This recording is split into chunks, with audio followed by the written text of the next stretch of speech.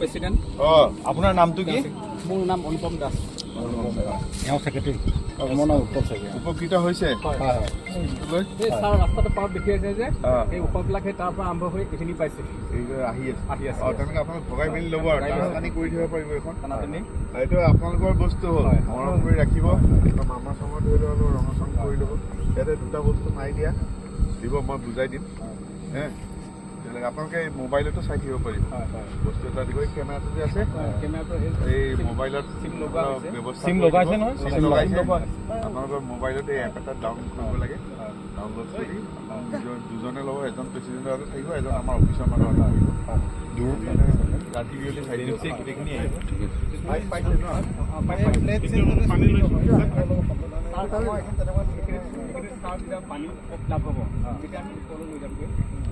আৰু যেতিয়া বানপানী সময় ইয়াত পানী কিমান? পানী যথেষ্ট হয়। তেতিয়াহ'লে আপোনালোকে ক'ত পানী খাব? ঘৰৰ ওচৰত যাব। ঘৰৰ ওচৰলৈ চাহটো বেলেগ কথা। এতিয়া যেতিয়ালৈকে ৰাস্তা পালে নাও নাযায় তেতিয়ালৈকে মোৰ গোৱা মুখতে আহে মানে এই নাৰিকল গছত বান্ধি দিম, টিকলি লগাই দিম। আপোনালোকে এইটো পোৱাৰ পৰা কি পানী দিয়া বুলি ক'লে আমাৰ পানী চাব লাগিব। পানী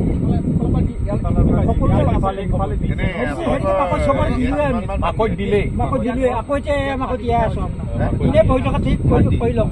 অলপ আৰু এটা লাগে মাটিত আপোনালোকে কেতিয়া আৰম্ভ কৰে? আৰু এটা দিয়াৰ ব্যৱস্থা আৰু এটা লাগে সুবিধা। এতিয়া এই ফ্ল' গোটেইটো কৰিব পৰা যায়। 20 বিঘা মাটি মানে আপোনালোকে ভাল খেতি কৰিছে। 20 বিঘা মাটি 7.5 তোমাৰ কিমান হেক্টৰ?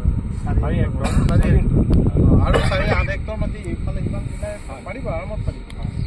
এসপ্তাহ 30 বিঘা তাৰমানে কি আছে জানা, 30 বিঘা দিয়েই দিছে। তেতিয়া মাকৈ আমাৰ এনেকুৱা ওখ হ'লেই অৱশ্যে উপযোগী হৈছে। সময়খিনি ধুনীয়াকৈ উপযোগী দেখা পাইছে ৰাস্তা পাৰত যে এইটো ছাৰ অকল মানুহকেইঘৰ চলোৱাৰ কথা। ৰ'দ হৈ থাকিলে চলিয়ে থাকে। তাৰপিছত মাত্ৰ মানুহ দুটা লাগে, পাইপ নীলকল দিবলগীয়া হ'লে পাইপ দুটা আমি দুটা মানুহ আমি তাৰমানে আমাৰ তাৰমানে এনেকুৱা আছে নালাগে না। আমি যথেষ্ট সুখী ছাৰ। তাৰ সলনি আপোনালোকে বহুত উপকাৰ গৰম কৰি ৰাখিব মৰম কৰি ৰাখি আছা ৰাখিব। ৰাতি আৰু এটা দিয়াৰ ব্যৱস্থা কৰিব লাগিব দেই। মানে অলপ সোনকালেহে কৰিব। আমি প্ৰস্তাৱ দিয়া আছে, আহিলে আমি জেগাটো